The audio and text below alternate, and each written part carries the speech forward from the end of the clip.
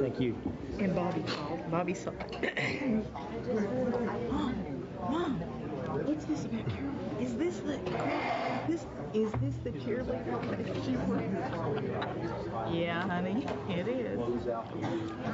Okay, where's my board? And you're We're all here. and you're giving this to us now, so we have a chance to review it and see. It's going to be.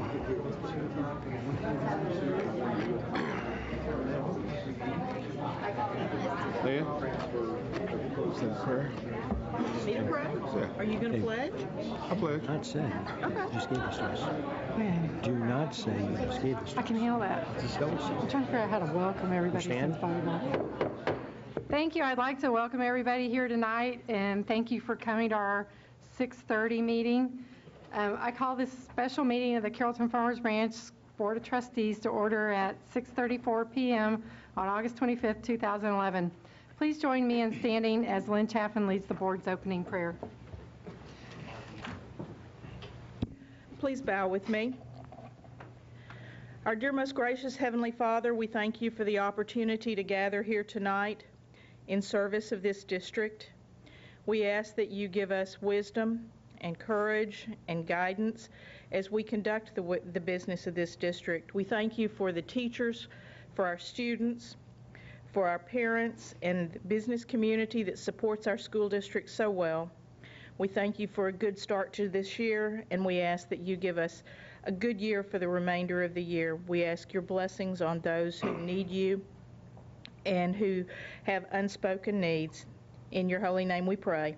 Amen. Amen. Please remain standing as Richard Fleming leads the board in the Pledge of Allegiance. Please repeat after me.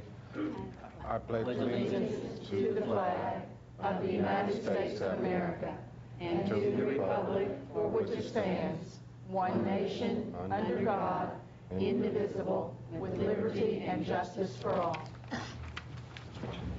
Thank you. You may be seated. As a district, we dedicate all our efforts and resources to the education and preparation of all students. The board uses this mission to guide all deliberations, decisions, and actions. You will get to see all deliberations, decisions, and actions of the board in open session, with the exception of some items which may be discussed in a closed session as stipulated in the Texas Government Code, Section 551, commonly known as the Open Meetings Law. These items typically deal with personnel matters, consultation with our attorney, and real estate. For the record, Ms. Webb is away because of a family matter, and Mr. Good is away on school board business at a TASB meeting, but we still constitute a quorum and can conduct business on behalf of the district. That being said, we're going to move on to item 2A, consent agenda, and I'll read them. 2A1 is consider approval of financial reporting for the Carrollton-Farmers Branch ISD 2010-2011 final budget amendments. 2A2, consider adopting a resolution to implement the Governmental Accounting Standards Board Standard 54, GASB 54. And 2A3, consider financial report for July 2011.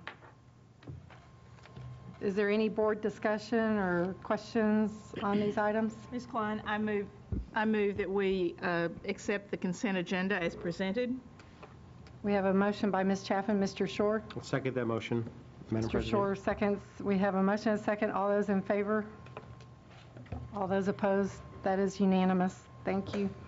Our next item is item 2B, public meeting to discuss the 2011-2012 budget and proposed tax rate. Dr. Burns? Yes, thank you, Ms. Klein. Members of the board, annually we bring you the budget in August for official adoption, and Mr. Hyatt tonight is going to present the budget and prepare you for the guidelines that we need to follow in terms of adopting. So, Mr. Hyatt, we'll hand it over to you. Thank you, Dr. Burns, members of the board. We're not going to go into great detailed depth in tonight's adoption process because you've seen all of the budget development process. We've been working on this budget essentially since last fall. I mean, we started early in the planning process, started conceptually building the ideas around the budget early last fall, following it up with actual detailed working processes in the spring. Made this year particularly difficult because the legislature didn't come to final closure on their funding mechanisms till late in the spring, actually early summer. And so we didn't really arrive at the conclusion of where our budget was going for 2011-12 till late summer. The board did reach a general consensus on our approach to this year's budget, since we did have such late information from the legislature and there was kind of an indefinite conclusion to what the legislature was going to do. Because of our reserves, because of our financial stability, the board gave us the direction to proceed with a relatively stable approach to next year's budget, to not make any dramatic, draconian, programmatic changes, to cut where we could, to work within the system, to work within the programs we had, make the reductions and cost cuts that we could, but not make dramatic, draconian changes. So what we bring to you tonight is the results of all of those conversations and all of those discussions leading up to what we presented to the last budget work session about a month ago, actually a little over a month ago, where we were going to propose to you a reasonable deficit to approach this year's budget, and then begin the process of addressing the 2012-13 budget to address the additional funding reductions from the state, as well as our own cost needs. So if we will, I'll run real quickly through an overview of the budget, and then we'll allow time for public comment, and then I'll walk you through the process of the statutory required steps to actually adopt the budget. This is for the 2011-2012 budget year. That year begins in September 1. And just to reinforce and reiterate the underlying philosophical approach to our budget is that all of our budgeting, all of our financial planning efforts are based on the district's goals and supporting objectives. I know I don't have to repeat this for you, but for the public, just to reinforce, the goal of the district is for high achievement for all students, a simple and singular goal. That goal is supported by 4 primary supporting objectives. Those objectives are to continually increase student achievement, continuously improve the learning environment for students and staff, continuously improve operational effectiveness, and continuously increase stakeholder confidence and support of our school system. Every decision we make, all of the processes and discussions we have, and Dr. Burns really drives this home with his staff, if a discussion or a decision about finances doesn't address one of these supporting objectives, we take a step back and really rethink, why are we working on it? Why is this important if it doesn't address one of these objectives? And that really does drive the decision-making process. In the general fund, which is, for the most part, the general fund is what most people conceive of as the district's budget. That's the central place where all of our payroll, all of our regular operating costs, all of the cost of running the school district on a day-to-day basis is included. So when most people are talking about the budget, they're really talking about the general fund. In the general fund budget, for the 2011-12 school year, our revenues are projected to be down $11.8 million. That's 5.46% decrease from the 10-11 year. Let me back up. I've got some notes I want to make sure I don't forget. Whoops, I'll back up. Our expenditure budgets are proposed to be down $8.1 million. It's 3.63%. There's a couple of things that cause some confusion in developing the budget. The $11.8 million decrease in revenues is reasonable, because that's almost exactly what the state projected we would lose under new Senate Bill 1 financing plan. I think their original estimate for us was a little over $10 million. Once everything was considered and other elements of our revenue budgets was considered, our actual estimated decrease was 11.8. Our expenditure decrease is 8.1. Part of that, approximately $4 million of that, is due to a replacement of some general fund budget with some federal funds. There's an education jobs fund funding from the federal government, and it was by design and intention to replace part of our general fund budget. So approximately $4 million decrease in expenditures is because it was supplanted by the educational jobs grant. The other $4 million was essentially because of our zero-based style budgeting for personnel. Once we went back and reevaluated what we spent in the 2010-11 year, without even really redesigning or reconfiguring large programs, we knew we could spend some less money, something in the ballpark of $2 or $3 million. The balance of it, a couple of $1 million balance reduction, are for some of the minor reductions and changes we made in the actual budget. So with those changes in revenues and expenditures, our deficit next year is projected at $9.7 million. Here's the detail, and I won't bore you with the detail, but I felt you should have the numbers before you so you can see it. There's some adjustments between tax revenues and state revenues because we've changed the way we project tax revenues. It really doesn't matter, and I guess I want to make it kind of clear that the change in taxes and the change in state individually really don't matter. Those are accounting treatments, because the way the state structure works now is we're only allowed to keep a total amount per student of the combined total of the tax and state. So if we over-project taxes or under-project taxes, it doesn't matter. At the end of the year, when we actually know how much we actually do collect in taxes, the state will adjust up or down our state revenue to balance. So the total of the two is the important target. And so as we illustrate on the other page, our total revenues are $204 million, total expenditures are $213 million, with a deficit of $9.7 million.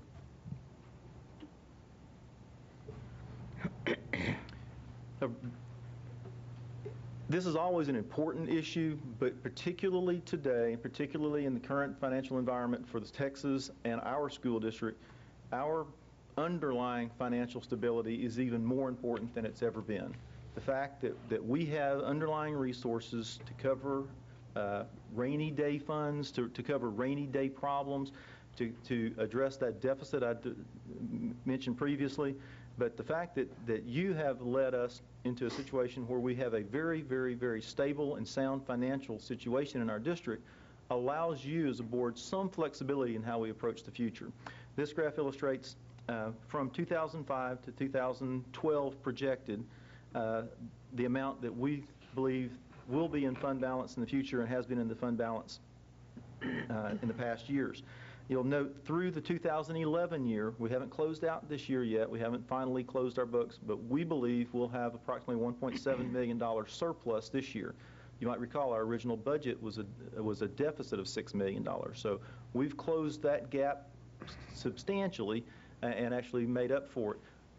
That's exactly what we told you we were going to try to do when we set that budget. We knew when we set that $6 million deficit budget that was financially a tough time. You directed your superintendent and staff to work as hard as we could to reduce costs so that we didn't actually incur that deficit. And we were successful in doing that, and it appears that we'll have approximately $1.5 million surplus in 2011. Yes, sir. Mr. Hyatt, in 2011, where it shows 129 days of operating, Yes, sir. is that at the end of the 10-11 school year? That's what we're projecting. It's a guess, but we're close enough to that end of year that's a really good guess. Okay. And I know you know the answer to this. What do the experts say you should have as a minimum for your fund balance? It's a range. And 60 to 90 days. The experts vary, but 60 to 90 days is a very reasonable range. And we're going to be close to 129 days. We are going to be close to 129 days. And 129 is greater than 90, isn't it? Yes, sir, it is. Thank you. You leapt ahead in the textbook a little bit, but the good students usually do that. We are telling you, and this is a very stable situation. We're very happy considering the tough financial times the state is in and the state is putting us in. This gives you a very stable base from which to work. We believe that the 129 days is very strong and are not uncomfortable at all bringing you to a budget that uses some of that reserve in the future. We need to get your hair a little bit whiter. The $9 million we're proposing to you results in the 2012 graph that you see, and Mr. Shore, you might note, there's still, even if we incur the whole $9 million deficit, 115. we're still at 115, and 115 I think is more than 90. So even with going into a deficit budget and being a finance guy and knowing we've got a financially oriented school board, we don't like going into in a deficit situation in a budget year. We wish we didn't have to. We've been put in an awkward situation by our state's rapid and dramatic funding change. We believe we can absorb this 1 year of change without harming the district financially. That 115 days is very stable. I will tell you, just like we covered that $6 million deficit that we proposed last year, we will cover some of that $9 million deficit that we're posing to you this year. I'm not so optimistic to believe that we will cover all $9 million of it. If we can cover $4 or $5 million, I believe that would be a reasonable guess, and that still increases that fund balance at the end of 2011-12. I'm not happy, but I'm comfortable that this is a good financial place to be. Let's talk about our debt service fund a little bit. Debt service is a separate fund. It's a separate purpose of funds and a separate resource for funds. In 2003, the school district had a tax election to authorize the school district to sell bonds, essentially to borrow money. And by voting on those bonds in 2003, they effectively authorized the school district through the board to levy whatever taxes were necessary to pay for those bonds until we completed all the construction-related projects. We've done a great job managing those funds.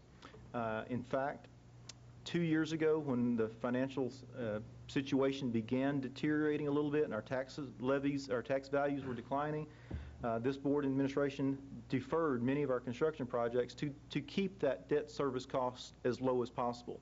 I was talking to Mr. Fleming earlier. The district also refinanced or refunded its debt twice in the last 3 years to also try to lower some of that cost. So we've managed our debt service portion of our funds very, very well, and we're in really pretty good shape.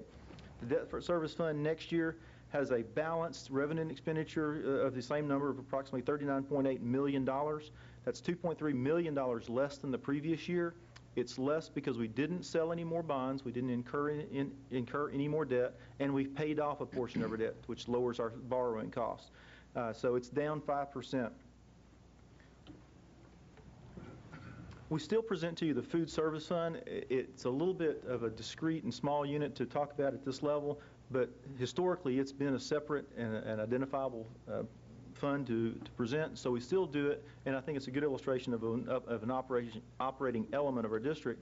And our food service, like the debt service fund, is a balanced budget that generates $10.7 million, and the approximate budget is $10.7. We don't raise our food prices or try to generate any other revenue from other sources to any excess other than what it's actually going to cost us to feed our kids. Our intention in food service is just to break even. The tax rate. The tax rate obviously is always of interest and concern to our taxpayers, and the school board is their advocates. And under current state law, the $1.04 maintenance and operating tax rate is the highest tax rate we can levy without a separate voter approval. The general fund tax rate is the $1.04 that I mentioned. We're proposing no change for the 2011-12 school year. The debt service tax rate, we're proposing at 31.3168. That's 31.68 cents. That's just slightly less than a 1 cent tax increase. As I mentioned earlier, our debt cost did go down. Unfortunately, our tax values went down a little bit more than our costs went down, so it requires us to have a very modest tax increase for debt service. Just as an illustration, it's relatively small, but this chart illustrates for a homeowner in the district, what does that modest tax increase translate into. We use $150,000 as our primary illustration because the average home price in Carrollton-Farmers Ranch is just over $150,000. If you're a homeowner for $150,000, your taxes under this proposed plan will go up $13 for the year.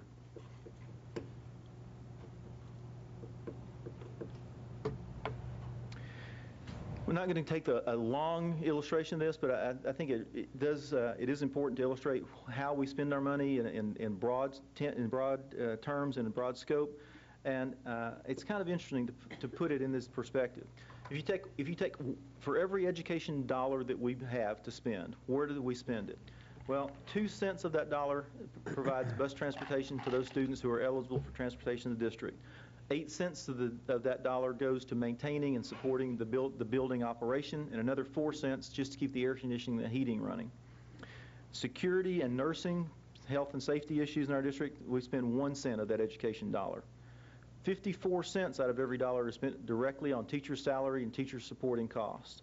Instructional aids and the other supplies are another 4 cents, and the staff development for those teachers is 2 cents.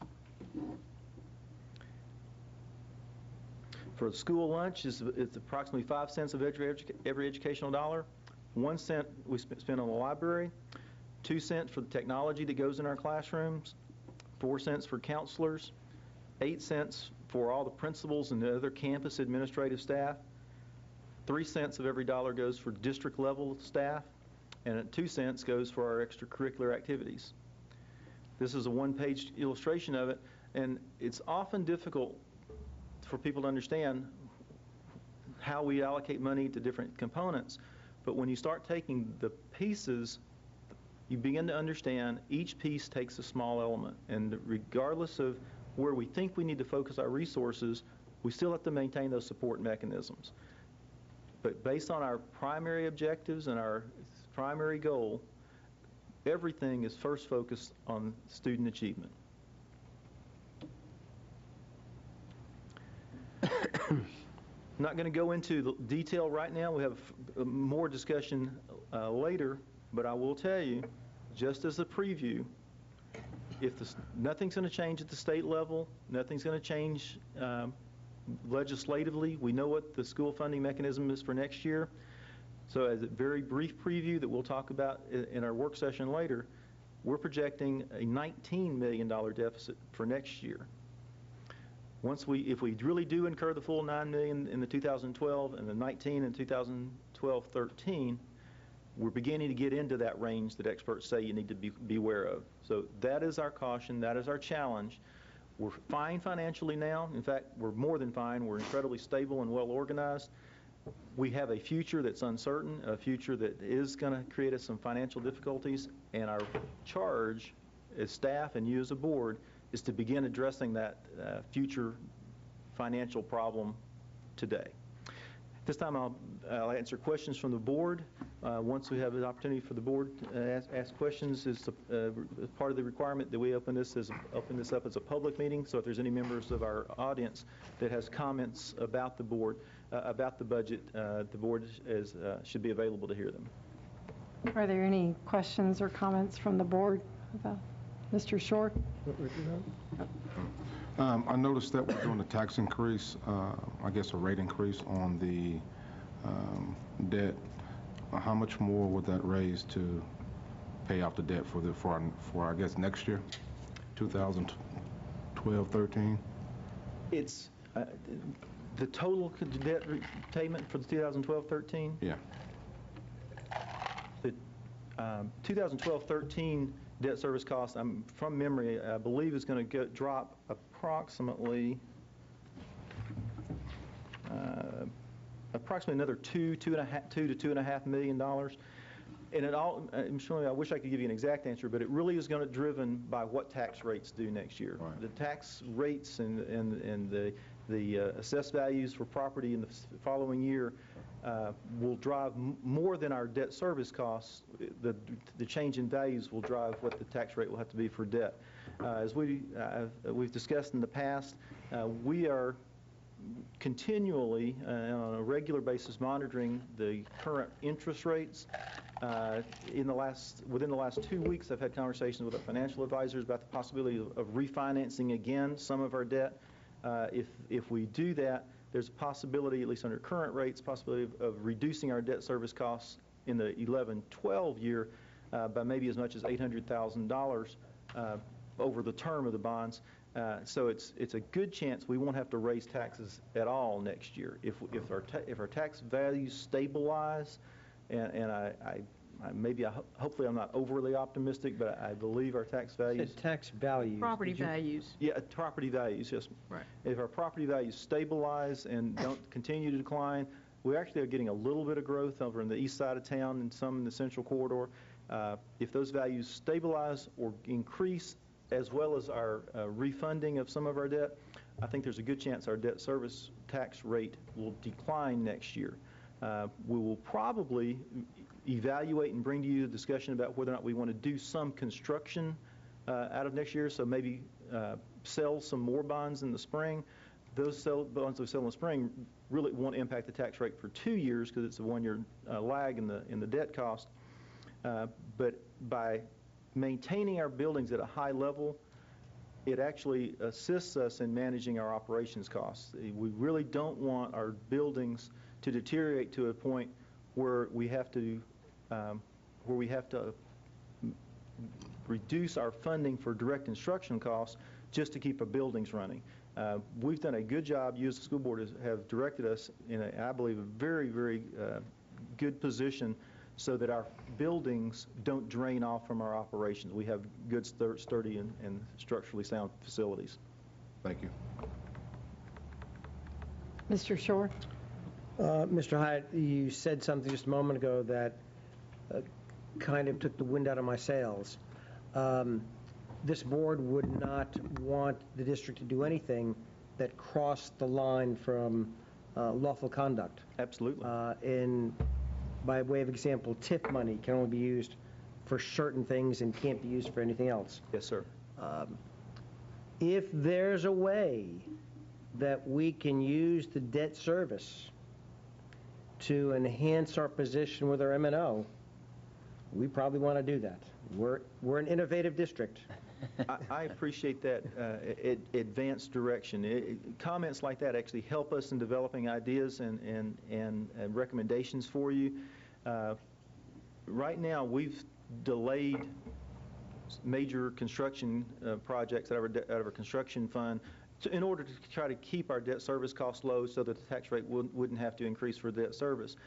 But at some point, and this spring may begin to get to that point, by identifying facilities that are reaching a point of needing major repair, especially in roof systems or HVA system, which is a legal and appropriate use of those bond funds that we've had debt Incurred the debt for. and had authorized by our voters to do.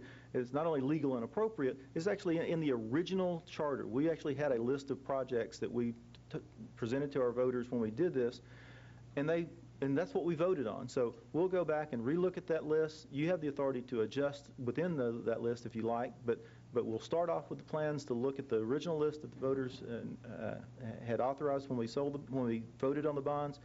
And if there are some buildings that would assist us in lowering our maintenance cost on the building, that may mean it's time to do some renovations on the building.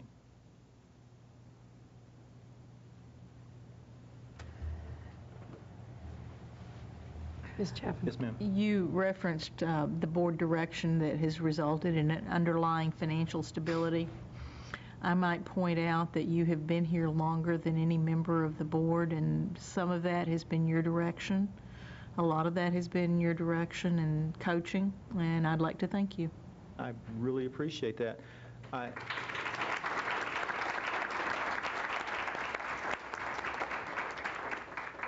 And not to get in a mutual admiration debate here, I can only do what you let me do. I mean, I can give you advice, I can give you my opinion. I can't make you do anything, as frankly everyone on that board knows. But even more important than what you let us do is you've got a superintendent that gives clear and absolutely unidirectional information to his staff. We know what our goal is. We know what our target is. And having clear and distinct direction helps me do my job. So anything I do halfway well is because I have good direction from you guys. Thank you. But thank you very much. Any other questions?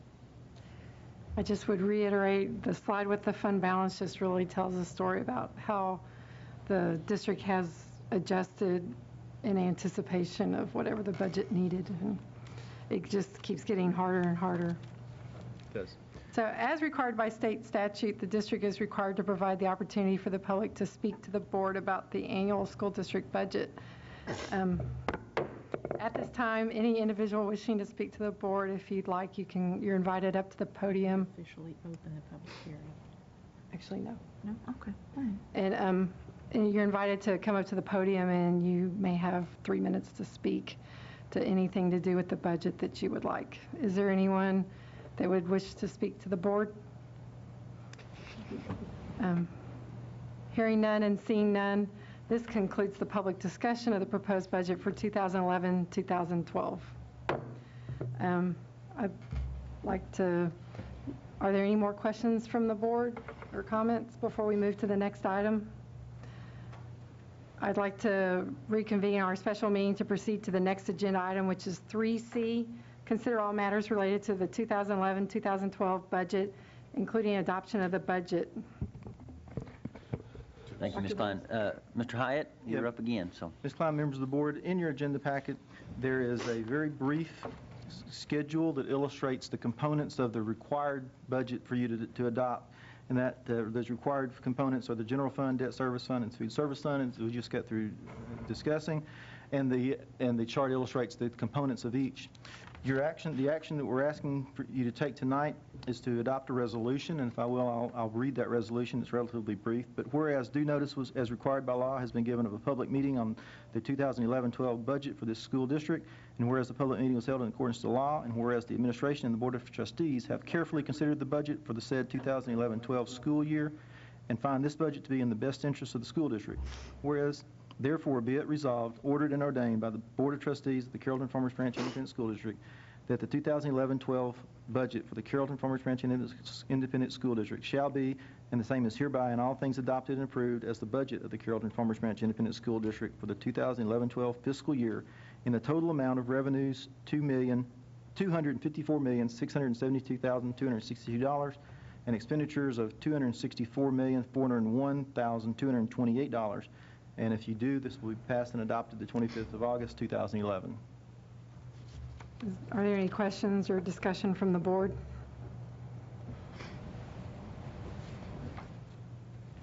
Mr. Short? I move that we approve the resolution to adopt the budget for the 2011-2012 year. I'd like to second that motion.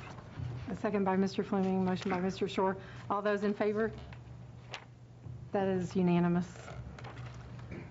Item 2D, consider all matters related to the adoption of proposed tax rate for 2011-12. Dr. Burns? Yes, Ms. Klein. Again, statutorily, there are some things that the board has to do in sequence, so I'll turn it back over to Mr. Hyatt. This is, again, simply adopting a resolution or approving a resolution to adopt the tax rate into the amounts that we just discussed in the previous open meeting. There's a resolution to adopt this tax rate. I will summarize briefly, if it's okay with you, but the resolution identifies the board in their capacities, and we will amend this resolution to reflect the actual members present when we actually sign it.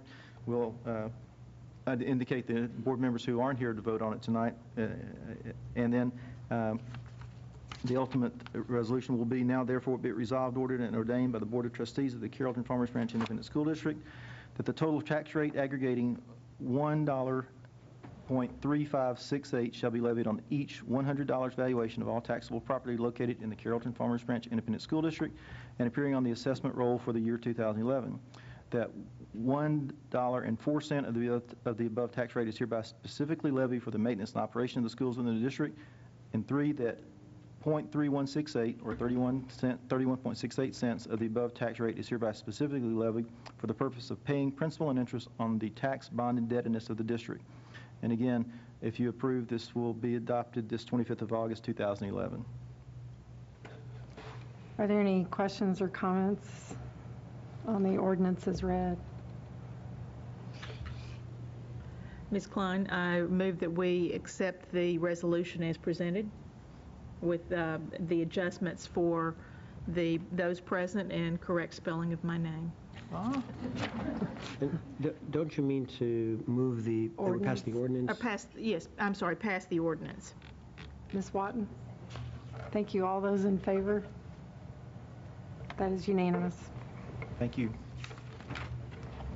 At this time, we have reached item 3, which is a board superintendent work study session on resource allocation, which is really appropriate tonight since we have just talked about our current budget situation and how we look for the next year. We will take a brief recess for those who do not want to continue with us. We'll be back in 5 minutes. It's currently 7:08, and so we'll be back at 7:13. Thank you. Okay,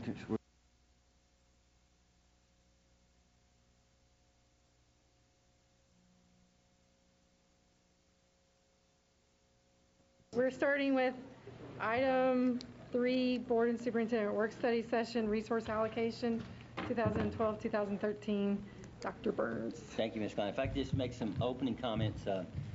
The board adopted a year ago that we would have a calendar of 1 official board meeting a month and 6 work studies, and that work studies would be dedicated to looking at things more in depth, more in detail, and give a vehicle for dialogue, and then obviously that dialogue turning in direction to us as administrative staff. This year is our first work study of the 11-12 year, and appropriately it talks about resource allocation, which we just finished a few minutes ago with the 10-11 or 11-12 budget, but it's not too early to start talking about the 12-13 budget facing us. As Mr. Hyatt pointed out in his presentation, although we were $9 million this time, we have another daunting deficit facing us in 12-13 of $19 million, and we feel like it's imperative to get started now. We believe that part of the reason why we're in the shape we're in is we have planned ahead, and we've had these kind of work studies early in the process so that we could identify strategies and things to do to mitigate budget shortfalls. And at the same time, if we have to make some tough decisions, it gives people and programs notice well in advance. So tonight begins this first dialogue about the 12-13 budget, and our goal again always is to involve the board in a dialogue about what's important. The board's role as governance is to give us guidance and to establish things of priority, and then turn it over to the management to make those things happen in alignment with that. So tonight we're going to shape the path for dealing with our resource allocation for 12-13. And Mr. Hyde already pointed out, but we have 4 objectives that we constantly align our work to. Tonight's no different. We stay the course on student achievement. We stay the course on making sure that our learning environment is healthy for that. We're committed to you to being the most operationally effective school district around, that we spend our money wisely and we get the best return on that investment. And then to our stakeholders, giving them the information that they need to feel confident in that we're using their money wisely and getting the best results for our kids. So everything we do are aligned around those objectives. Tonight, we want to have an outcome, although it may be not definitive in terms of actual dollars and cents. The outcome we have tonight is that we'd like for the board, and through its dialogue and through the process that we're going to use in the work study, to identify the guiding objectives that we will use to make future resource allocation decisions. And it's really about prioritizing what's important to us as a school district. And we believe, as you do, that the board's role is to establish what's important, establish policy, establish objectives that say this is what we believe the district needs to do, and then the administration and management's job is to go find ways to make that happen and be accountable for the results that you give us with those objectives. So that's our desired outcome. I'm going to let Mr. Hyatt kind of frame the budget situation again. You just heard it, but you can't hear it too much regarding the gravity of the dollars that we're talking about. So, Mr. Hyatt? I will attempt not to totally mess up the, whoops, almost. But as we just got through talking about, we've led you into the 2012-13 budget year. We've just adopted the 2011 budget. We're done. That's the good thing, because in about a week we have our new fiscal year starts. 2012-13, because the legislation is already passed and no special sessions, no legislative sessions are going to occur between now and the 2012-13 school year, within some reasonable degree of certainty, we know what our revenues are going to be. Our revenues in 2012-13, we are guessing they're going to be about $198.2 million. That's another decline in revenues of $5.8 million.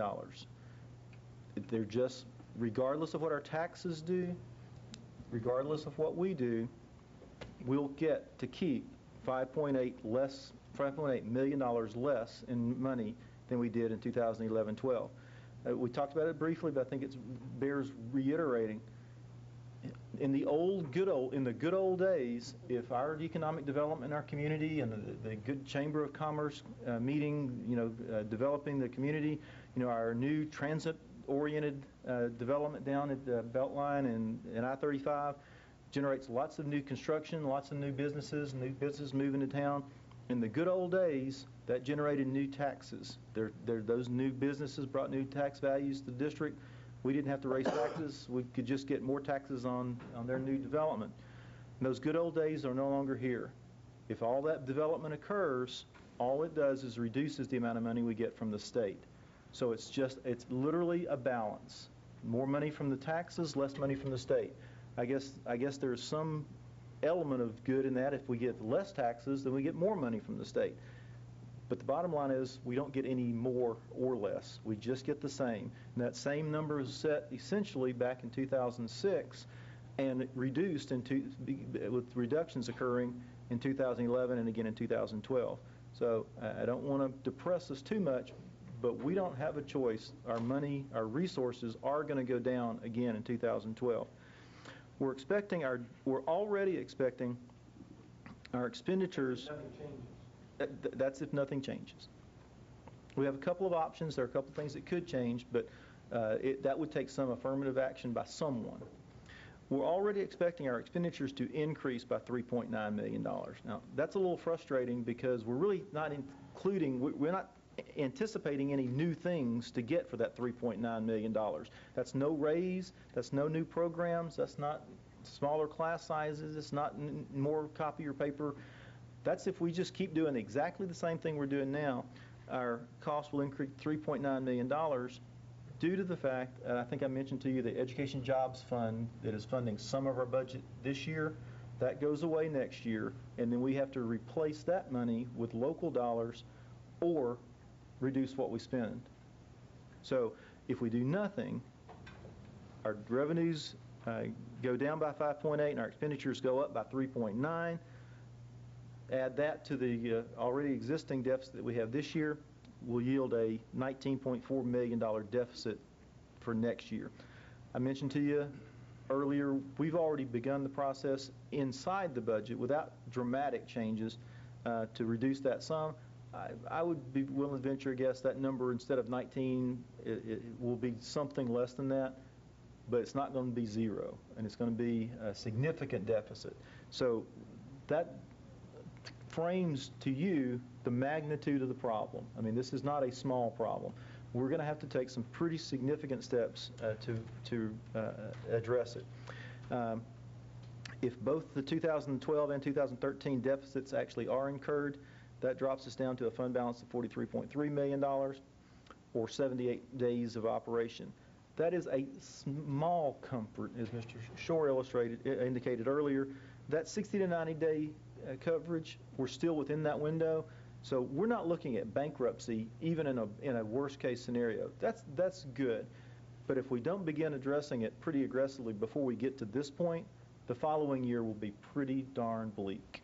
So we have got a good long-term window to begin addressing and deal with this problem without having to have panic attack us. And I think it's real important not to panic, but it is equally important that we address the problem. Not going to dwell on the numbers, but this is the detail of the numbers I mentioned to you earlier. Again, we are taking a little different approach to addressing taxes, but it doesn't matter because it's just a balancing act between taxes and state revenues. And this illustrates some of the changes in our TIF payment. That helps us a little bit. But the bottom line, it results in a $19 million deficit. Dr. Burns? Okay, thank you, Mr. Hyatt. As you can see, we're obviously facing a pretty tall mountain here to climb, and the earlier we get started and the sooner that we can identify what are the priorities, the better decisions we can make, and the options we may have, if any, for 12-13. As Mr. Hyatt said, our concern, even though we were able to take it all out of fund balance, would be we have no guarantee that the legislature is going to do anything in 2013. So with that facing us, I don't know that we can wait too long to try to make some significant changes in our resource allocation so we can handle another, if not maybe as bad, but something not very good that the legislature may hand out in 2013. So it really has far-reaching implications tonight for what the future holds. So I'm going to turn it over now to Dr. Mayer so we can get started on finding those guiding objectives. Well, to do that, we're going to use a tool that the board's familiar with. We've been using the last couple of years that served us well. That's the situation appraisal. And to quickly review guidelines for that is first we see the issues, and the question we ask ourselves there is what seems to be most important about this particular situation of facing a deficit. As you remember, everybody takes their pad and they write 2 or 3 what they think are the most crucial issues, and you just note those on your pad, and then we capture those on chart paper, and then we go back around and we have you clarify that issue. You may give us, one word or a phrase. We put that up there, and then we go back around and you clarify and let us know exactly what you meant by that particular issue. It's at that time that other board members can ask clarifying questions or even add on to clarification about that issue. And then we're going to set priorities. We're going to go to this third step tonight. What out of all the issues that we generate do you think are most important? And we're going to look at seriousness, and we're going to look at urgency of those issues. The STEM, the question that you will reflect upon as you craft your issues is, as you reflect on the current and future fiscal reality, what concerns do you have regarding the vision, mission, and goal of the district? In other words, as we're facing this daunting task and this budget deficit and what we're going to have to face for the next 2 years, what concerns you the most? What keeps you up at night? What do you feel will be a strong detractor against, again, our vision, mission, and goal? So I would like to give you an opportunity to gather your thoughts, capture those down on writing. Again, your top 2 or 3, what you would consider to be critical issues that you are concerned about as we face this budget deficit.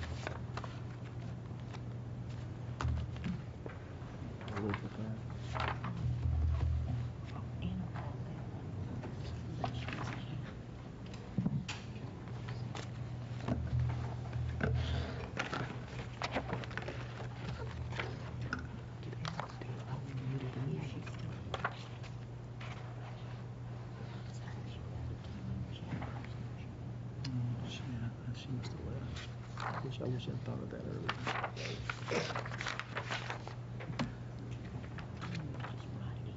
Say, I don't mind just writing it in. I was mainly wanting to get Lynn's name spelled right. Yeah, she fixed it. Oh. Yeah, let's see, this one. She only have one copy.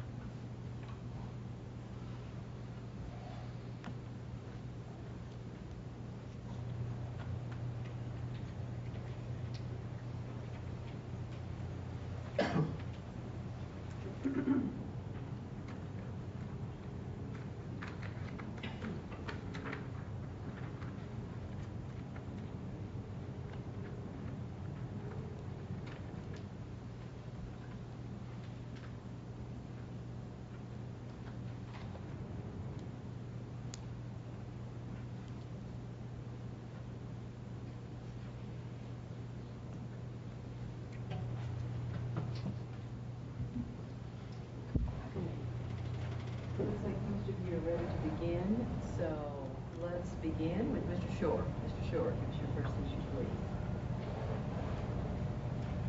I'm not sure if the word issue applies, but the first phrase I wrote down was continuously improving the learning environment. Mr. Fleming. Making sure that we keep our current services. Making sure we keep our current services. And I want to introduce our great scribes here. You probably already know them. Ms. Tracy Smith, our Executive Director of School Improvement, and Holly Barber, our Executive Director of Curriculum Staff Development. Dr. Burns. Student achievement. Ms. Klein. Keeping positive momentum of the staff and retaining staff. Momentum of staff and retaining staff. Ms. Watt. My concern is cutting, that we would cut special programs vital to our special needs children. Cutting special programs vital to our needs. Okay. Continuing to challenge the brightest while continuing to close the achievement gap. Continuing to challenge the brightest while continuing to close the achievement gap. Mr. Shore. Eliminating the disparity between revenues. Eliminating the disparity between expenditures and revenues. Mr. Fleming. I'm going to pass on this one. And Dr. Burns. Safety. Ms. Klein. Preparing our students for their future careers to be well-rounded and meeting their varying needs. Preparing our students for their future careers. Really what we talked about, how they're going to have various jobs. So they need to be flexible and strong thinkers.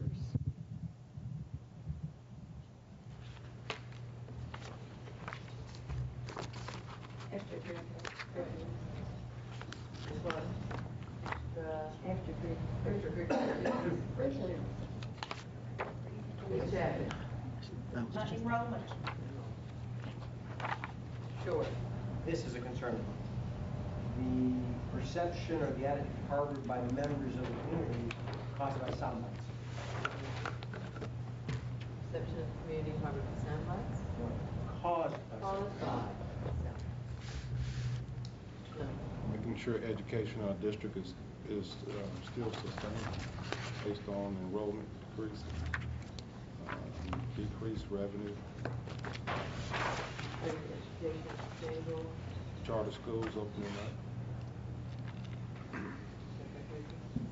Dr. Burns. I think we've had my list, and I'll be ready for clarification. Okay. Klein. And communicating the status of the district to the public. Communicating the status of the district to the public. Ms. Watt. Retaining our vocational and career tech programs. Retaining vocational career tech programs, or we would say programs. Ms. Chapman. Improving our position in ESI. Improving our position in ERG. ERG. Thank you. Okay, we have gone around the table Got one more? No. 3 times. I want to know if anyone else had an issue that did not get action. Retaining our staff that assist and tutor students who, in order to meet their goals.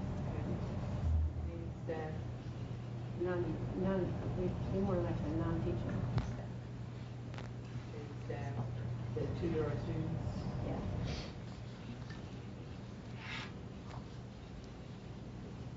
Are there any other issues that were not captured? Okay, so let's go back and get the clarification. And let's start here with continuously improving the learning environment. Sure, would you like to elaborate?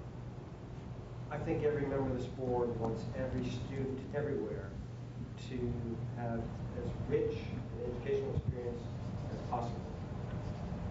But we happen to be trustees of this district.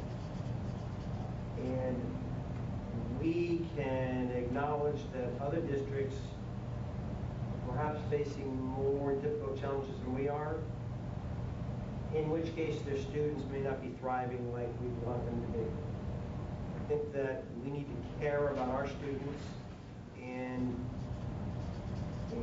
I think every member of this board, every member of the staff is committed to trying to make certain that we can offer as much as can be offered to our students so that the child who starts kindergarten next year will be challenged just as much as the child who started kindergarten the year we were the flushest with money. Any questions for Mr. Shule on that? Okay, Mr. There's Mark. Fleming. Making sure we keep current services. Could you elaborate on that? Well, under the current economic situation, just making sure that we keep our magnet programs and keep all gifted and talented programs intact.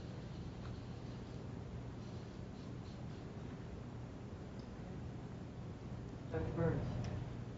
Well, I think obviously for us, is our goal is high student achievement, and I'm concerned with making sure that we make the right priority decisions that we minimize an impact on student achievement. We've got to make sure that we make student achievement the number one focus.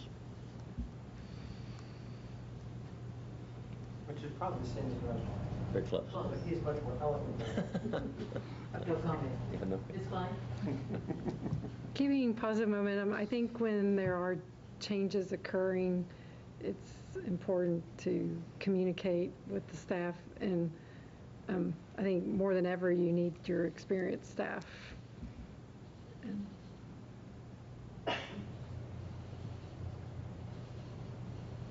we read the book Speed of Trust, and I think you can be more nimble if you have buy-in. Ms. Watt?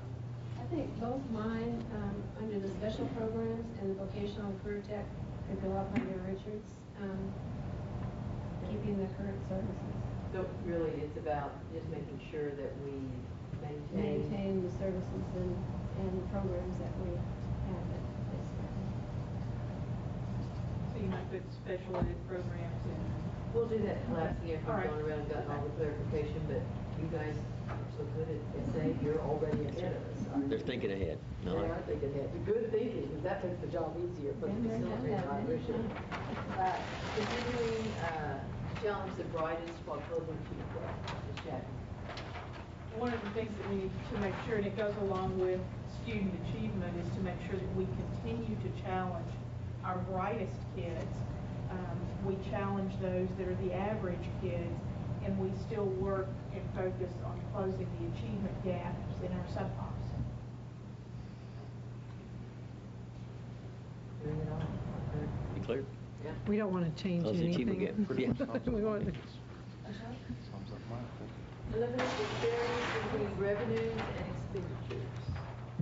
And listening to our Congress try and come to a resolution regarding the federal budget,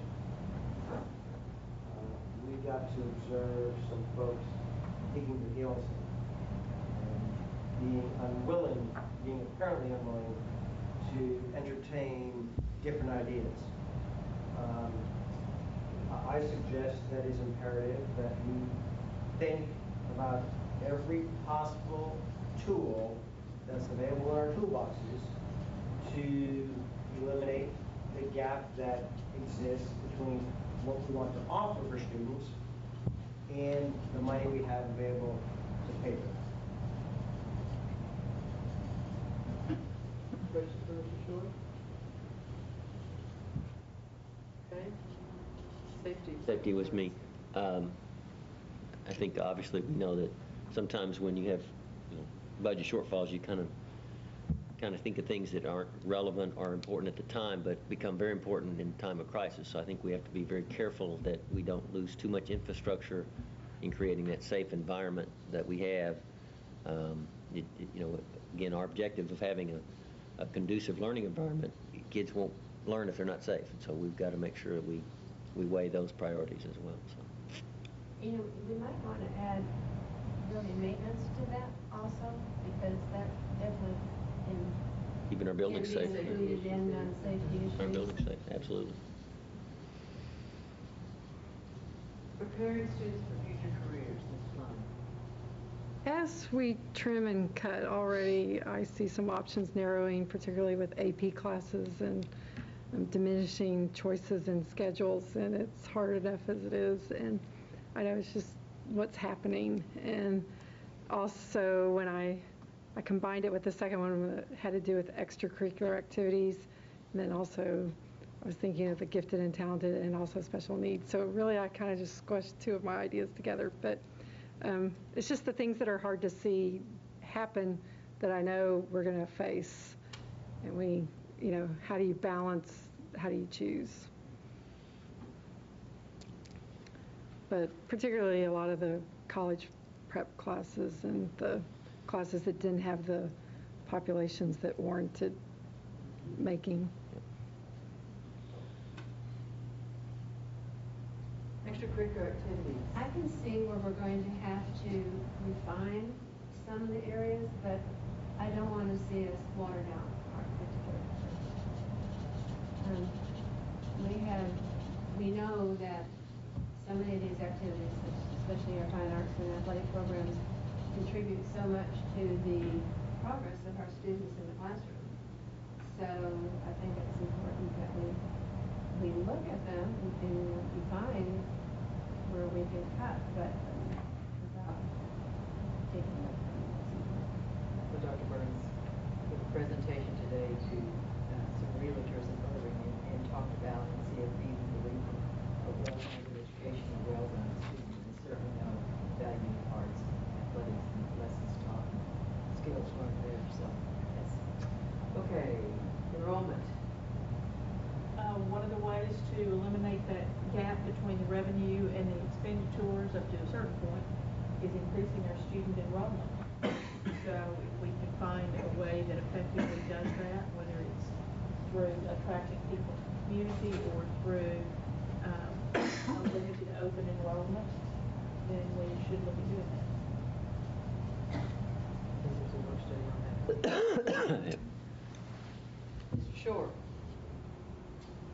In the years that I've been a board member, I have never felt that I did not have more than adequate information upon which to base a decision regarding anything that I had to vote on as a board member.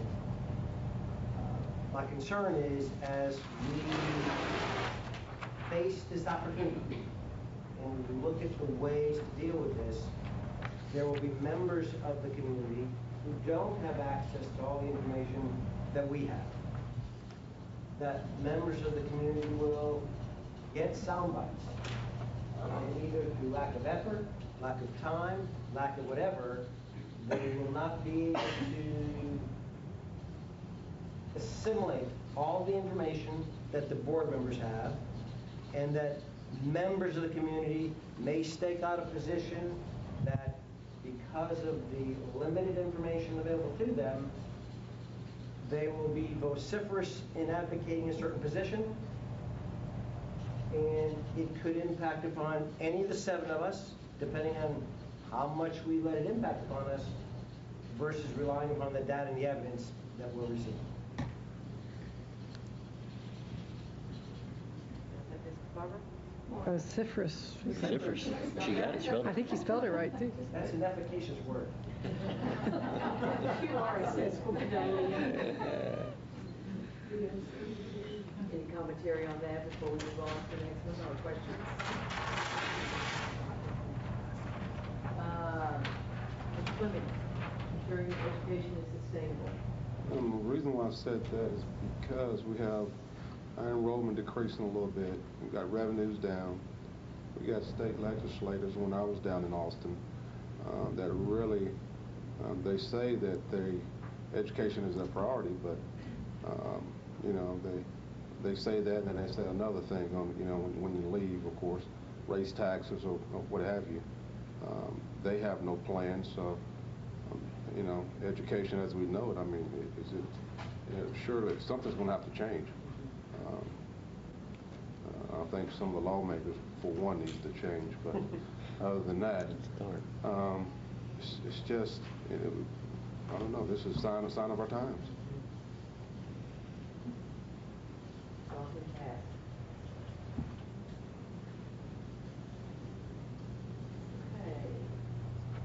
Communicating district public. I wasn't as eloquent as Mr. Shore, but his comment about sound bites is similar to mine. Mine is really, we understand our status, but how well do we communicate that to others? Do they see the cuts that we're going through? Do they understand and see the efforts of the district to balance the budget? And how do they judge without sound bites? And the cuts that have been going on for Yeah. several years. Yes. Okay. Ms. Watton, CTE programs? Oh, perhaps combined, yeah. Combine that with district combine that we're addressing the needs. Yeah, just retaining programs and especially those that are special programs for our particular students. Okay, improving position in ERG. ERG, even though I couldn't remember the right set of initials, does measure at a very broad level how well we are educating our students for the money that the public is investing with us to do that. And we have a good position. I'd like to see us continue to improve it and communicate that to the public.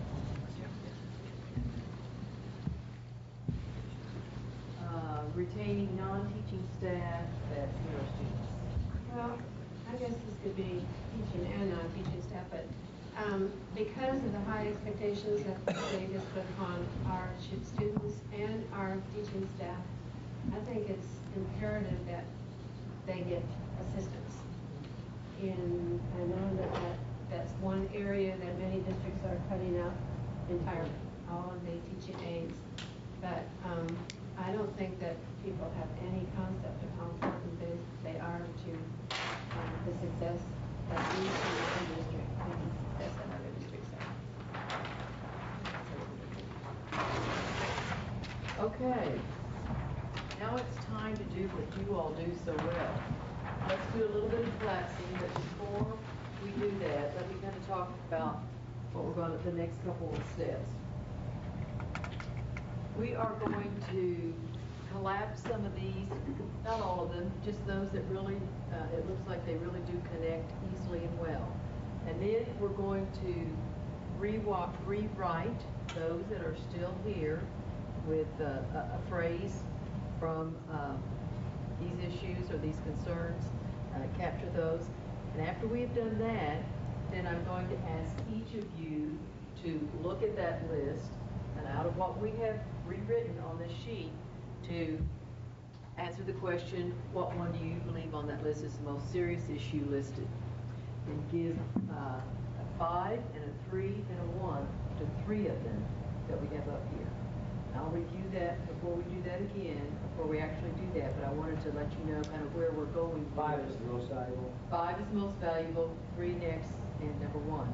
But you'll only be able to select 3 out of the ones that we generate. And we're going to generate this list from what we just captured as far as your concerns. So, as far as connections, I need, if you would take your trustee marker and let's look at where we believe we have connections. Mr. Shore, you commented that We should improving the continuously learning improve environment student and student achievement, you feel those are? Continuously improve student achievement. Okay. Those are captured into one, would you say? So let's just draw a line from here to here, and Tracy's going to capture that up there for us to do our 531.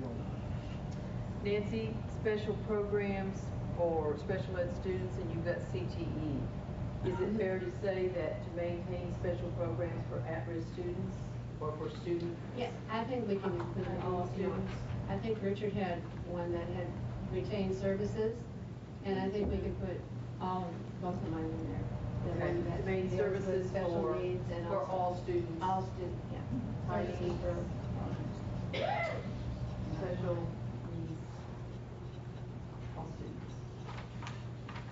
Wouldn't extracurricular activities go in with that also? I kind of think that might be. Are you referring more co-curricular inside the school day? I think with your services inside the school day Yes. co-curricular. Yeah, I'm talking about. And I think my preparing for future careers to do with diminishing choices is along the same lines as Richard talking about our Yeah, that- academies and our I think that's- programs that we offer. So that is the same as, Mhm. or that's really goes, I think, with that one, goes with Mr. Fleming's ensuring education is sustainable. Very. Maybe that's different. Okay. Because she was talking about AP During the day programs and- yeah, We've programs that taken care prepare of everything students on for this college. list, we take care of this. I think we're to this one. Keeping positive momentum of staff and retaining staff. I think that's a standalone. It is, and I'd like to add to that because I had employees on my list as well, and I think I'm concerned about our employees. Bottom line, retaining, attracting in the future for what we need is critical because we know we get student achievement by delivering it through great teachers, and so I think we've got to be concerned of the impact that this deficit can have on our employees. And I think And we great could principles. include that one of mine, that last one of mine too. You want to try this Retaining too? staff. Yeah. It all go together. Okay, so we'll mark this one off. Continuing to challenge the brightest while closing the achievement gap. That goes with the one up above, I think. Yeah, that one. Okay. All right. You guys are really not. Eliminate disparities between revenues and expenditures. Stand alone? I think it does. Okay, Tracy, if you'll capture that. Got that one? Enrollment, the standalone. I think that gets with eliminate disparities. I think that's a tool. It's a Okay. mechanism to eliminate the disparity. Okay. Is there any similarities Connect these. with the one about sustainable education? Or not? I think so. Yeah, because I think Richard mentioned in there about enrollment, that enrollment goes down and property taxes go down. This one. Is that, Yeah, that's do you sustaining. think that gets captured here? I think for the sake of our argument, it does. Okay. All right, so we'll check that. Safety, standalone? I think that's standalone. Standalone. With extracurricular activities, I think We did that one, didn't we? Didn't we put that? Put in the top one. Oh, no, we were doing co-curricular, not we extra. co-curricular. Standalone? Okay. We'll list it up here. We'll see how it shakes out after we do our 531. Perception of the community caused by sound bites. That's a concern of mine. Extend little and chicken lobos. Well, we'll put it up there and see what happens. Did you capture that one? There's another one.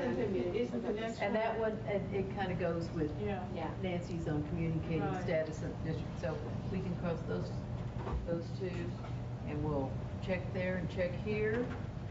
And we have check. So we have, let's see here, 1, 2, 3, 4, 5, 6, 7 items, concerns for you to consider. And so on your sheet, what I need you to do is read through these and write first on your sheet the one that you think is the most important, most serious, most urgent on this list. And just put a 5 on it, because that'll be your 5. Then read and think what one is the next, write it down, put a 3. Read what one you think is third, but will be a 1 on your list. You can only select 3 out of all of these. Give you a moment to do that, and then we'll tally that.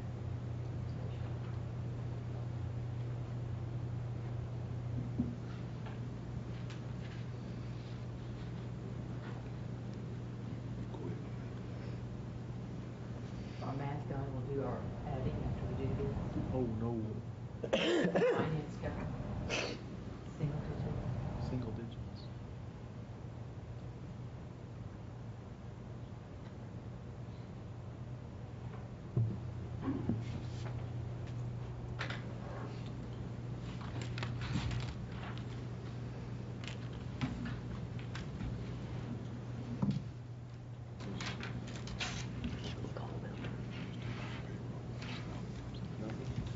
On retained track. Okay. That's where I put it. A little bit different process than we had to do. I'm tricking it up on you, changing it up. Changing things on us. Keep you on your toes, keep you, and you are. You guys are really trainable, this is great. It's not like we haven't been here before. Yeah, exactly. Well, you've done this before. But I think it will be good for everyone to hear your thinking on what you think. And Dr. Mayor, can I make a comment before you start this? Absolutely. And I think for the public too, this is the hardest part for a board and a staff because it's all important. It's all critical to our vision and our goal, but we have to prioritize. And the hardest part is when you have to focus on what is the most important with it. And we understand that and we appreciate it. But by doing that, it gives us a clear direction to get to when we have to make some tough decisions. So I think we've made the process look a little easy, but it's a whole lot harder than it is when you have to make a judgment here at this time. It's important. Absolutely. So important. It is the most important thing you do. Yeah. But very important, absolutely. Okay. Let's start over here with Ms. Chapman. And Ms. Chapman, let's have you give us your 5, your 3, and your 1, please. My 5 goes with continuously improve student achievement. My number 3 goes with eliminate the disparity. And my number 1 goes with retain services.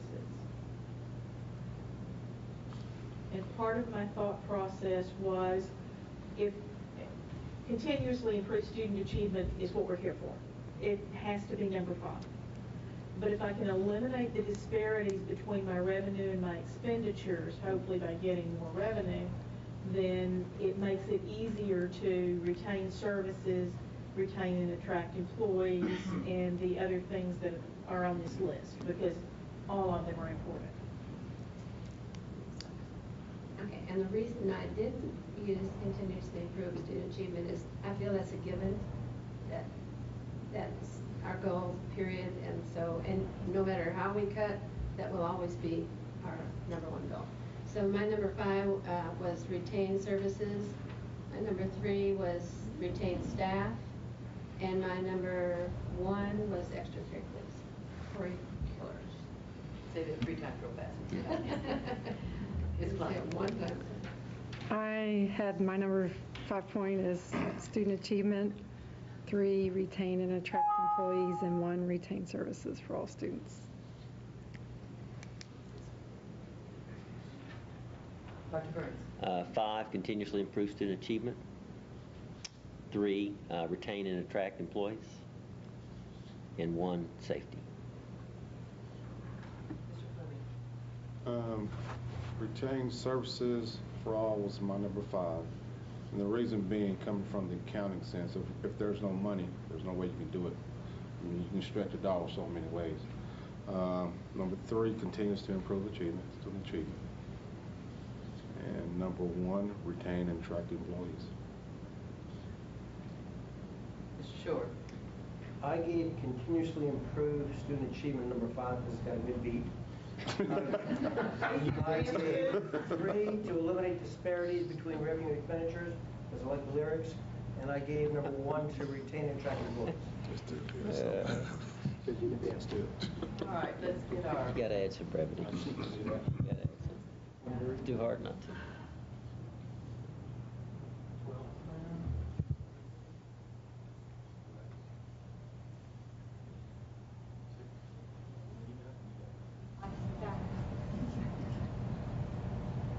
Okay, so you can see what our top 3 priorities are. Improve student achievement, 1 by landslide, retain services for all students, and retain and attract employees. So what we are going to do right now, let's get this over here, is we are going to use your ranking, so first of all, you're generating, you're thinking about what's most critical here, and you're prioritizing to craft some guiding objectives that we're going to use for future resource allocation decisions. And Cindy Randall, our trustee executive director for strategic communications, has been over there quietly taking notes, and he's always working quietly behind the scenes. But she's always working behind the scenes and is going to help us put this in the language that this process will result in, this process demands actually, that will result in having some guiding objectives that the district can use. These will be in draft form. So what we're going to do right now is we're going to take a little break, and we're going to help Cindy with the wordsmithing, and we're going to put those up here, and we'll revisit those when we get back from our break. And it is just a little bit after 8. Let's reconvene back here at 8:15. That will give us about 12 minutes. Okay? Okay. Randy? 5 o'clock came early, that's what I'm saying. It's too early. And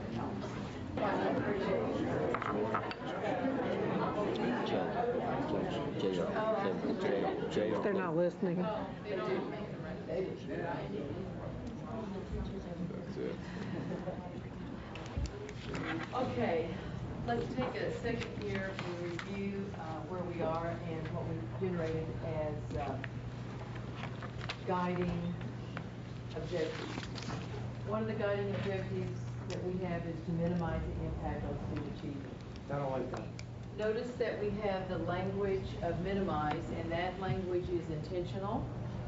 And let me talk to you a little bit about that, Mr. Shore, and then we'll Why are we setting the bar so low to begin with? because this is a process that we've learned, and we actually had a consultant that worked with us and trained us in this LA come back in and talk to us about this, because he does this very thing with boards all across the country. And he says we use the word minimize because you need to understand there's nothing good about this. We're not going to be maximizing anything. There's going to be some pain because we are going to have to reduce in some area in order to meet our budget obligations. So therefore, that's why I use the word minimize. Is that the word that is troublesome to you? I think that you have defined I think you've institutionalized not succeeding when you use that phrase. When we use the word minimize? Minimize the impact carries with it a connotation that we're going to decrease student achievement. And that may happen, but I don't think we should set the bar there. Well, it is about decreasing. It's about understanding that there's probably, this isn't I guess a situation where we're flush with money and we're going to start maximizing. But I hear the presupposition. I'm not fighting with you. I'm fighting with where we're setting the bar. I understand that, but I understand there is a presupposition there. Dr. Burns, would Well, like to I weigh just in want to on add, I think, Mr. Shore, you're absolutely right. And that's the difficult part of this process, because we're trying to identify some objectives that, in priority order, as we look at things to cut, we say, does this impact student achievement? We don't want anything to impact student achievement, but there'll be some things that have lesser impact on it than others. And that's the decision we're forced to make, that we're going to have decisions that are lesser. If cuts are necessary, then certainly you go with that. But I think that if we're starting with there are going to be cuts, then we have already decided we're not going to use all the tools in our toolbox to try and eliminate the disparity between the expenditures and the revenue. That may happen, but I don't think on August 25th we should be making that decision. Right. Well, and I think if you let us finish the whole thing and see what it looks like, then you may have a better conceptual understanding of how it all fits together. Because I agreed, in isolation it looks a little kind of like lowering our standard, but I think in total it will make more sense as the process comes. Because we hear the presupposition there. The presupposition is there will be some impact, and so we just want to kind of hold it to a minimum. We do hear that, but in this particular analytical tool, this is the language that they advise to use. So we'll walk all the way through it, and let's see how it works and how you feel at the end. And I know what you want to do is you want to make sure that Mark has white hair and uses as much fund balance as we possibly can. No. I want us to do what's best for the district. And so do we. Okay, minimize the impact on special services for all students. And let's talk about this a moment, because as we use this guiding objective, I think it will be really important to remember to unpack this particular one. We're talking about special ed students were mentioned, CTE programs were mentioned, extracurricular activities were mentioned, and I am assuming that all of our other special programs, Gifted, talented, gifted and talented programs were mentioned. Certainly our academy offerings, we have a lot of things that are what we consider to be special services, signature programs. I'm assuming that that is embedded in this particular guiding objective. Is that correct? Yes, I think so. I think so, absolutely. Minimize the impact on our ability, I think we left out a few words there, minimize the impact of our ability to retain and attract quality staff. And we know how crucial that is as well. I think that was pretty understandable. I want to start out by talking about this a little bit, but I would really like Dr. Burns and Mark to jump in and add to the discussion. But the district guiding objectives are what the board sets for us to be a bar, if you will, that we will then make all resource allocation decisions against.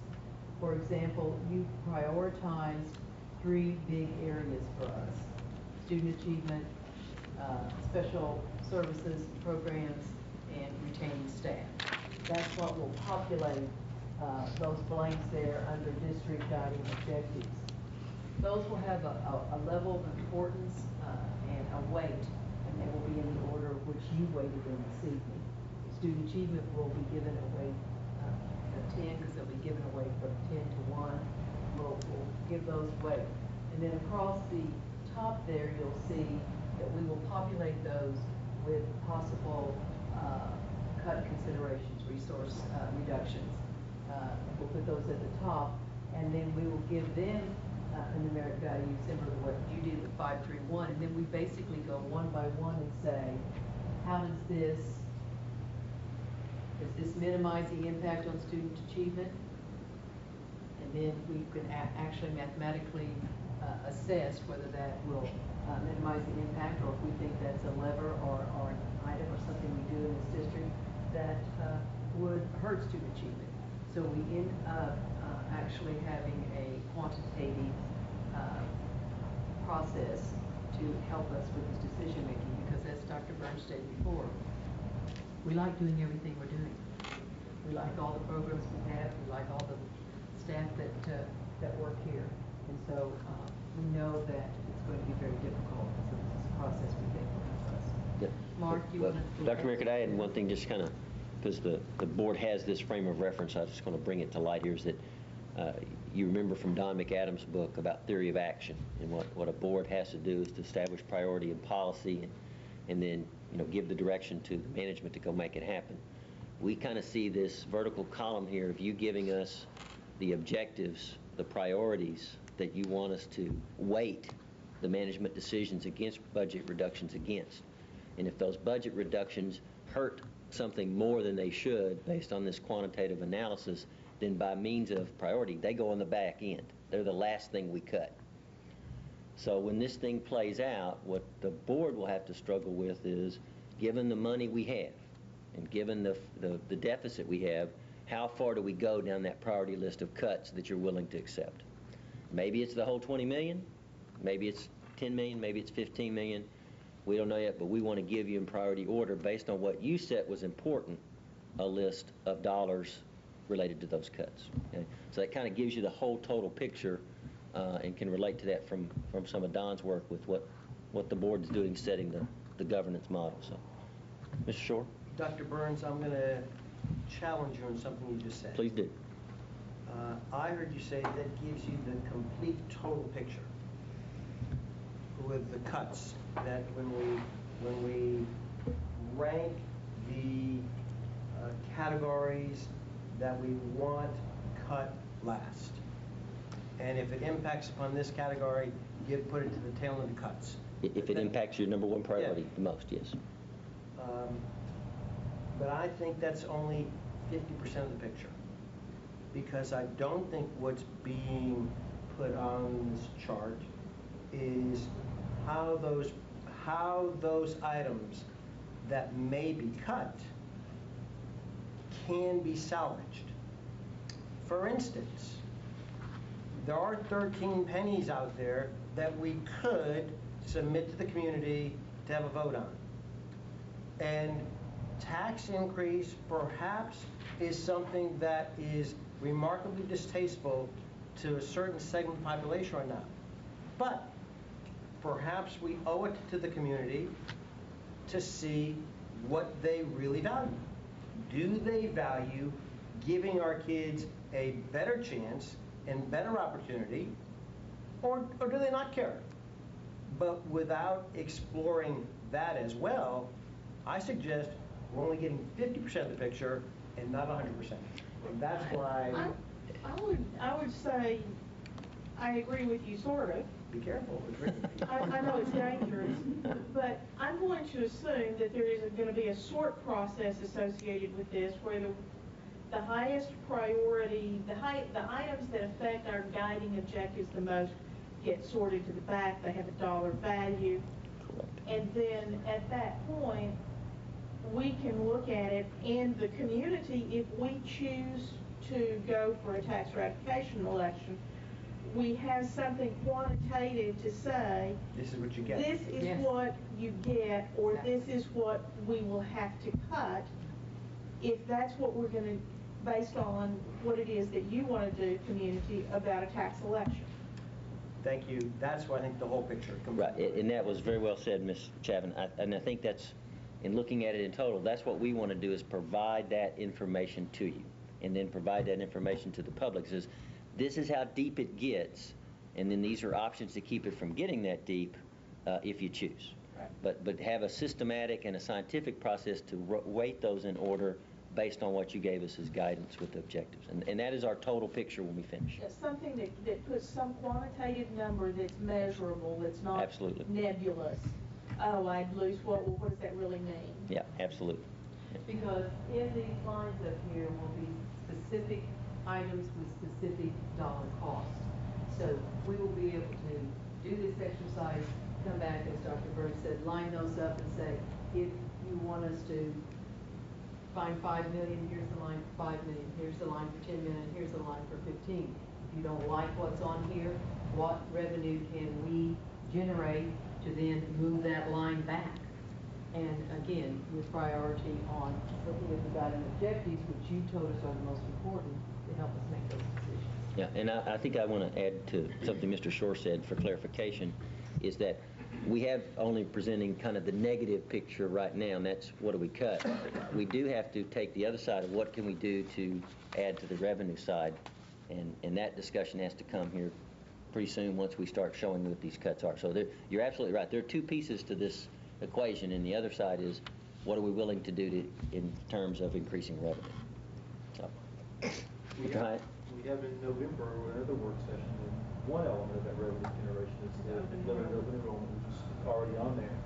Between now and then, or even at that meeting, we might want to explore further the possibility of a tax election. One thing that you'll have to wrestle with, though, is the structure of that election is a after-the-fact ratification process. If that's the route we feel like we go, we only go there if we're really comfortable and confident that either we pass the election, or if we don't, we're willing to live with the ramifications of it not passing for another year. You have to be. Exactly. And there's not a question whether you're willing to. Right. It's nothing wrong with that. You just need to go into that with your eyes open. Right. We'll have to set our path in motion for whatever that your budget is, not knowing if that election is going to pass. Correct. And I think that's why, as Mr. Hyatt pointed out earlier, we do have a fund balance that can absorb some, but we have to be mindful of the future and what is unknown about the legislative session, that we have to be very thoughtful and strategic in how we position ourselves in case these things happen. Continue. Yeah. Well, I mean, we know pretty well, we know what this year is, we know what next year is. We don't really have a clue what the following 2 years is going to look like. Because, I mean, it was in law that we would get X amount of dollars per kid, and now we don't. Up until last July. Up until last July. So, I mean, if things get better, things may get better. If things don't get better, things will get worse. Well, wasn't that profane? Right. But it's true. I have a question about the process and how the guiding objectives work. With 1 and 2, I look at 1 as kind of a big circle. I almost wonder if 2 is not almost a little circle within the student achievement, or do you see them as overlapping that much? And what my question is does it then give higher weight to the special programs? Does it give them more of a... They might be waiting for both of them. Yes, that's what I'm trying to ask. There is no doubt there's some overlap. But there are also some things that, we obviously, because we believe it's important, we do provide some services above and beyond what we have to provide. And to be honest, the structure actually, the structure actually anticipates overlap, and it's part of the structure. When we identify an item, we'll also not only will the guiding objective have a weighting, 5, 3, or 1, or actually it'll have a numerical weighting, what's the most important, second and third.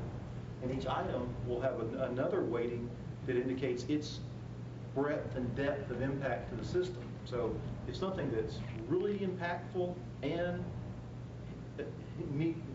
addresses multiple of those guiding objectives, it's going to get more or less underwritten at a higher level. So it's going to get, all of a sudden, the numbers are going to get exponentially larger faster if it's really broad and it addresses multiple of those guiding objectives. And that's going to push it way out on the tail of the things we want to cut. And that's part of the structure of what this process is about. Is your concern that it would be overweighted? Overweighted, favored. Yeah. Yeah. Well, perhaps inappropriately. Dr. Mayor, I'll tell you what I'm bewildered by. I'm bewildered by the fact that we weren't posed the following question. Which group of kids, or which type of kid, are we most comfortable with not helping first? Meaning, that's the group of kid, that's the type of kid who we cut them first. I'm surprised you didn't pose that question to us, because that's what's happening. I don't think that's what's happening. Sure sounds that way to me. Well, Mr. Shore, if I can just make a comment, and I agree. I think that's the question we should ask the legislatures, because basically that's what they said to us, is that which kids are you not going to serve, or what are you not going to do by the money? Who are we most comfortable with not helping first? And I think that's what they told us. What we're trying to say is we want to help them all equally, but we're going to have to make some decisions about what we're not going to do that has the least ramifications toward them. And that's what's so hard about this and difficult, is that there is harm here, guys. There's nothing pleasant about this. There's nothing that will come that will say, hey, this was a great idea. It's never a great idea when you cut. That reframes the question. Which group of kids, which type of kids can best sustain having something taken from them? Yep. Which type of student, which group of students can least tolerate having a program provided to them? And we don't have that expertise, but you guys... That's right, exactly, and very well said. That's what that line across the top says, and that we measure it against that objective that you set and say, there's harm, but it's minimal harm at this point. These are the ones who can tolerate this the best. Yep. Or programmatically, it has the least impact on our overall achievement than another program which may have a big... That must be a lot of fun to do that. Wouldn't it be helpful to us to know which are the most costly? Well, we'll provide the whole picture. What we believe is important is for the board to say these are the objectives that are important, and as Mr. Shore said, we know the details of the cuts and the ramifications, and now we weight them against your objectives. That's going to tell us kind of in order what's going to be your choice in terms of dollar for. I don't believe... There will be a dollar's line. Absolutely, there'll be a dollar associated with it, absolutely. And that comes into consideration sometimes, because there's a certain amount you spend on get a return, and there's a certain amount you spend more that's going to be less of a return, and we'll have to weigh those. That's why we started now in August of 11 to prepare for 12-13, because it's going to be a lot of work and a lot of angst to try to figure out what is the most important to what is the least important. And Mr. Shore said it very well. It's about what's deciding what's the least important. Could there be 2 more rows on there? Rows, not columns, for each one of the resource allocation cut considered, and I assume it's a description there in the cell. We also have a dollar value Yes, there'll be and a a dollar dollar value there as cost well. per student served. There will be, and I don't remember how it's structured on the chart, but there is a dollar amount. There's a dollar. There's a dollar associated with every cut across there. There is a Yeah. dollar. That's how we'll get to the line. Right. That this is $5 million, this is $10 million, Okay. this is $15 million. And can we as get something commu- about per student Well, served? we've attempted that in the past, you know that, we've attempted it. The twist of coming up with an amount per student served is it's not always, in fact, very seldom is a very discrete program where you've got this amount of money and these individual groups of kids and this money spent on these kids. If you don't have this program, those kids are going to go somewhere else. Somewhere else. So it's not like you save that program and you do away with it. Or more often than that, you've got kids that come in and out of the programs part of the time. So, you know, it's affecting maybe the whole school, but only part of the day. So we can come up with, in some areas, an amount per kid, but on the great majority of them, it's much more nebulous than that. We'll make a flying attempt at it, but it's pretty difficult. I think it'd be helpful also for us to know the number of students being served in a program. Yeah. And again, if they're quantifiable, we can do that. In going through this process a couple of other times, we've made a couple of stabs at it, and halfway into it, we realized that most of the items that we're talking about here aren't as discrete. But we'll attempt where we can. But we do have some expensive programs that serve only a few students, and maybe those students can be served in another way, in another program. And if we knew what those programs I'll throw out a wild example. Now, I won't give it a name. Let's suppose we had a special program that had a special focus at a high school that oriented to a particular interest of students. Right now, the way we staff and run high schools is they get X number of teachers per student. So really, the incremental cost of most of those special academically oriented programs is only the extra supplies, materials, and the specialty equipment that goes into it. If we eliminated the program, we're still going to have the 30 or so kids per teacher that have to go somewhere. So sometimes those expensive programs aren't as incrementally as expensive as they appear. Does that make sense? Yeah. Yep.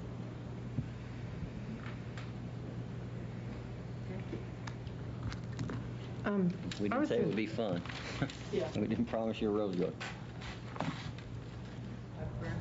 over to you. Okay.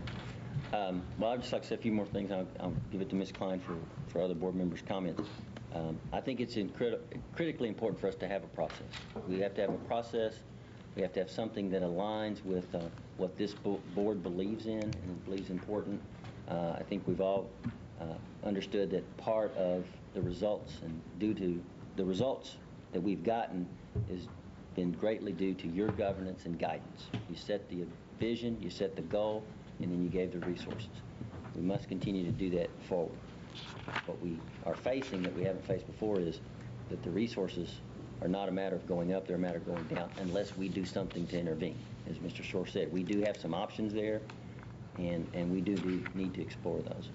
But it's important for the management team to have direction and have something to weight all of these cost cuts against, because it is going to be difficult. As Mr. Shore said again, it's not going to be any fun going through all those numbers and those programs but it's... If it was easy, anybody could do it. Exactly. But that is our role. That is our absolute job and commitment to you, that we do that with a great deal of depth and a great deal of thought to bring you back options as a Board of Trustees to help serve this district.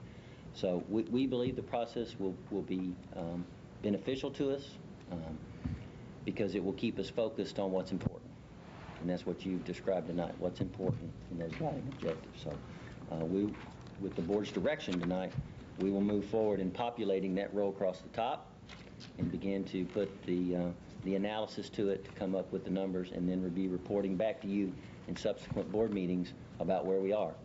And I think Mr. Hyatt said earlier, we're going to have to make some decisions probably December or November if it's going to cause some severe harm to employees or students for the following year. Right. And we do not want to be in a position where we're telling people at the last moment what's going to happen. Right. So we want to do it as quickly and as thoroughly as we can. So those will be my comments. Are there any comments from the other board members? What about some of the cuts that I heard at SLI that districts are making that don't relate to any of these three objectives, such as things that pertain to us? For example, our just going to one convention instead of two, I'm all for that. and legal expenses, cutting certain amounts of catering in the district, things that I don't see fitting into any one of these three areas. Yeah, Ms. Watton, you make a perfect example, and thank you for saying it that way. We're going to put some things up there that it doesn't get any weight against the objectives because it doesn't. Right. It doesn't. It's not important to that. And, we were going to kind of talk about this as we went, but things like board expenses and things like travel, they're going to get on the list. And then they're going to get weighted against the objectives, and they may have a very low priority and be the first to cut. And so everything goes across the top. It doesn't, in fact, everything goes across the top. The more things that don't get any value against the objectives, they're going to be in the first order. They're going to be the first order of cuts. As I look at the issues that Dr. Mayer summarized of things that keep us up at night, Dr. Burns did give one point to safety, and I would comment air conditioning. I think that we all assume that we're going to be able to be in comfortable environments, and we just assume these things will continue. He does it on purpose. And we got narrowed, I think, we're narrowed down to 3 guiding objectives, and that's not a great number. So I think it is an uncomfortable process that we're going through, but I appreciate everybody's participation. Particularly appreciate the staff spending your time. I know we welcome your input, and I know that you'll all be actively engaged in the process that Dr. Burns. And I was wondering if y'all had already done this first, and we were just repeating what y'all have already done, or what are the answers? So, but we know this is where we are tasked with following, and we do have other work studies that are going to help us work through this. At this time, is there any other business to do with that item 3? If not, we'll take a short recess, and then the board will recess this open session and reconvene in a closed session for item number, let's see, did I do 4? Comments from board members? Any comments? So this will be item number 5. No voting will take place in the closed meeting. Any action the board wishes to take as a result of discussion in closed session will take place in open session after the board reconvenes in the open meeting. The closed meeting is authorized under Texas Government Code, including, but not limited to, and I have to read all this, Section 551.071, consultation with attorney, 551.072, real property, 551.074, personnel matters, 551.076, security devices, 551.082, school children, district employees, disciplinary matter or complaint, 551.0821, personally identifiable student information, 551.084, investigation, and tonight we're going in for the annual evaluation of the superintendent, which would be under personnel matters. It is now under Texas Government Code. 551.074. It is now, I don't know, 8:45. Anybody wants to stay and join us when we go back into open is welcome to, but we will reconvene closed session in 5 minutes. Thank you. Yes, sir.